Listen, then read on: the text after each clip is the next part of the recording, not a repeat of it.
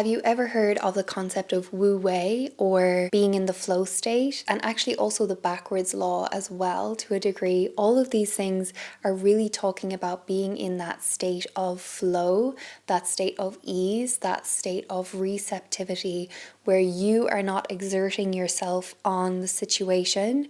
You are allowing events to unfold and carry you forward, where you're not actually in control, you're just allowing yourself to be carried forward on that momentum. There is definitely some merit in exerting ourselves, in using our energy to direct our course towards a specific outcome or a specific goal. However, if we look at the applications and the ideas of the backwards law, it states that the harder you try to get something, the harder it becomes to reach that outcome. If you think about that in terms of Wu Wei as well, think about like lying back, relaxing, and floating yourself down a river. You're not necessarily driving your body in some direction. You're not asking the river to take you from A to B. You're not commanding the current to push you in a specific direction. You are relaxed and allowing yourself to be carried forward. So many philosophies pop up time and time again, kind of with like a different wrapping around them, using different language, using different words to present the same core nugget or idea. And I mean, if you think about receiving a gift, are you going to be more excited about the wrapping, or are you going to be more excited about the actual gift and the present that's inside? I mean, I would hope that most of us would be most excited about the gift, the actual present itself, and not the wrapping that it came delivered in. I think especially with fashion and with personal style, because it's so visual and it's so visually received, it can be quite easy to be caught up in the packaging, so to speak, as far as personal style. So when we look at an outfit, when we look at a person, how they're dressed, what we see is just like the end result. We haven't seen the thought processes that went into choosing those pieces. We haven't seen the memories that they have in going and choosing those pieces or where they've worn them before.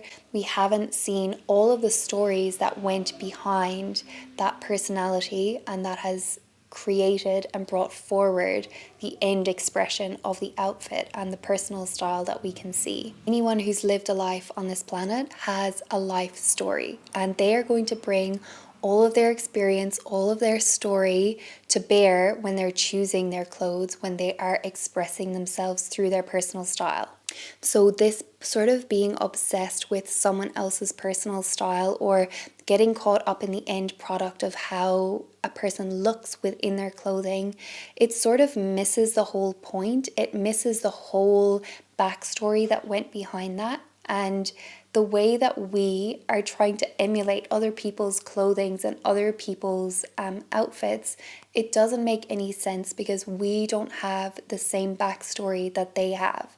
So the way that you can access your personal style and lean more into your personal style is by truly reflecting on yourself, your personal story, and what you have that's unique to you, so that somebody else looking at you is now going to be thinking, how do I get what she has? And it's because you've done that backstory, you've done that work of looking at yourself and allowing that personal inner story to be brought out and expressed. This somehow doesn't feel as sexy or as flashy as, hey, look, I just got the new Demelier bag and like I'm one of the it girls now because I'm wearing what everybody else is wearing. I'm wearing something that's relevant right now. This is something that I don't really understand about human nature, how we can fixate on the completely wrong thing and completely miss the point. We think that the point is, by having this perfect outfit, we have to look immaculate head to toe.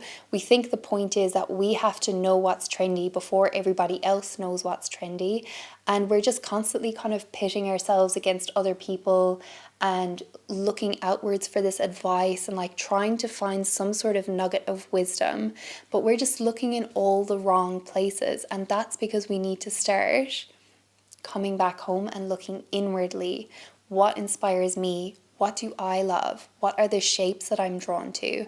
And then that's really where all the true answers arise from. It's not going to come from your Instagram feed. It's not going to come from somebody else's personal style that you admire. It's going to come from yourself. I'm not saying there's anything wrong with Demelier. That was just the first brand that popped up out of the top of my head. But are you really looking at that it bag and admiring it for itself, or are you just lusting after it because you've seen everybody else wearing it and because it represents some sort of lifestyle to you, some sort of achievement to you, some sort of like stepping into a different class or a different status? I think so many of us dwell in this internal state of kind of bewilderment, and we are looking outwards because that gives us some sort of sense of reassurance. And when we see somebody else who has made a decision that seems to have worked out in their favor, that is when we slightly feel a little bit more comfortable making that same decision for ourselves, because we think if it works out for someone else, then that mitigates the risk factor for me. So if I just copy that same decision, then I'm going to get the same result. And sometimes that can work in some areas of life, but life is not without risks. And especially with personal style, if you're just going to be copying and like trying to minimize the risks as much as possible, you're never really going to get anywhere with your personal style, because you're always going to be chasing something that's outside of yourself, something that's like beyond your grasp. And I feel like, again, this is just missing the point when you could really be tuning into what is true for me, because what is true for you will never be the wrong decision. It's come from this place of inner truth rather than this place of kind of looking outwards with uncertainty. There's a very big chance that you will feel incredibly uncomfortable with trusting yourself at first, especially if you haven't been practicing that so far. And this is not the path for everybody. Some people are very comfortable with knowing that the decisions that they're making are making them feel safe, secure, and they don't really look or even think beyond that as far as deepening that connection with themselves and their own true tastes and what they actually really enjoy. It's far easier to look outside of ourselves and think of someone else as being more stylish, more pretty, more clued in, or like somehow having this golden key of awareness that we somehow just don't have ourselves.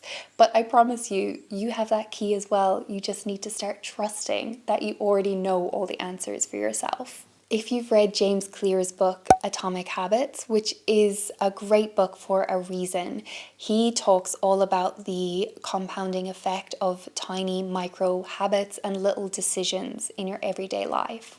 And the thing about the universe being, arranged in spirals, I think that this is something that is kind of this universal law to where we can start to use it for ourselves to start improving our style. You can use this in any area of your life. It doesn't have to be personal style. But as far as personal style, if we think about the idea of, okay, making this one outfit 1% better, or being 1% braver in my style choices, or, taking 1% more time away from scrolling Instagram and towards actually looking at my clothes and planning my own outfits, what do you think the outcome of those 1% changes is going to be over time? It's so exponential. It just improves you in a way that is so gentle in the actual daily practice of it, but the effects when they compound on each other are so phenomenal. Think about a negative thought spiral. One thought, if you start to lean into that one negative thought,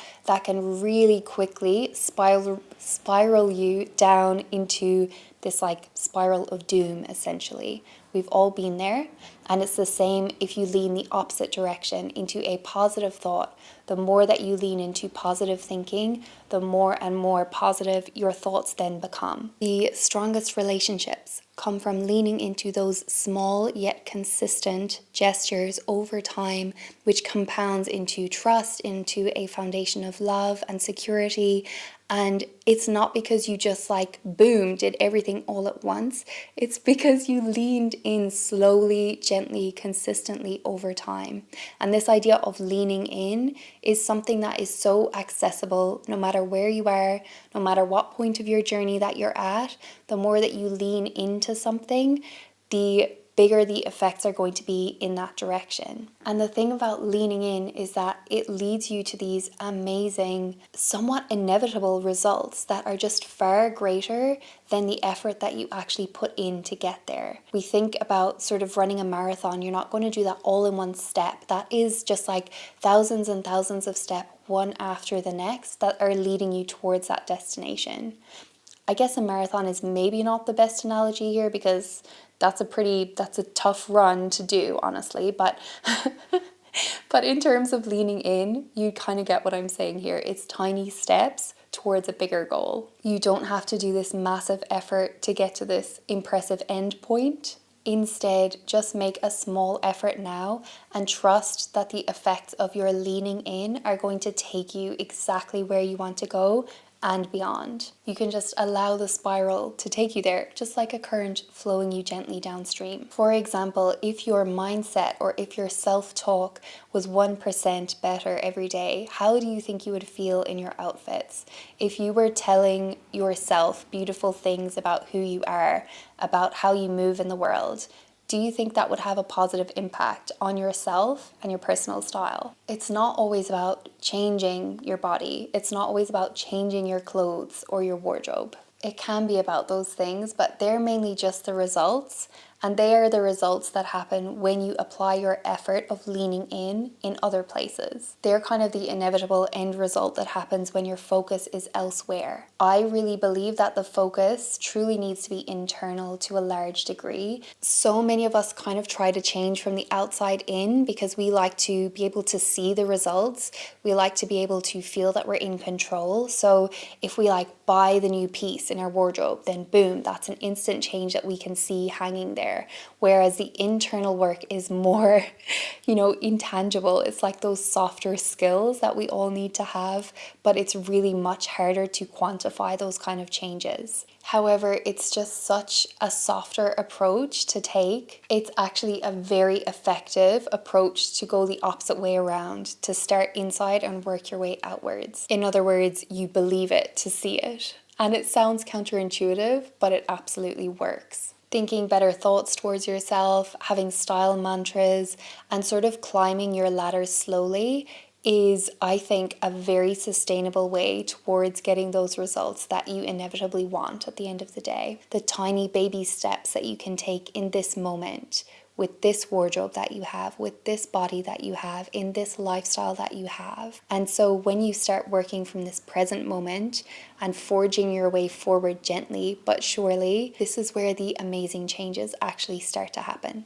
And I'm not saying we all need to have these grand big changes in our life, but if you are steering your boat towards something that is more than what you have now, or that is greater than what you have now, if you have a desire in your soul towards a different style or towards this sort of way of expressing and being in the world, the way to get there is by gently just leaning in. Thanks so much for watching, and I will see you very shortly in my next one.